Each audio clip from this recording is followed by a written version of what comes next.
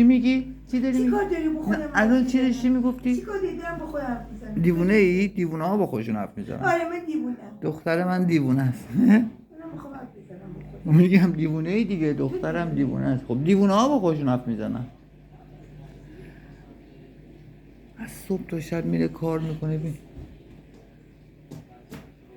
صبر کن.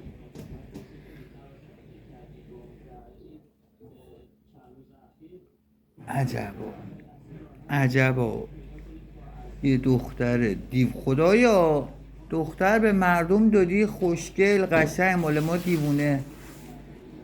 فقط در حال خوردنه، فقط. بدبخت مامانش میره از صبح تا شب بیمارستان کار میکنه، به این میگه بخور فقط. اینم فقط بلده بخوره. بابا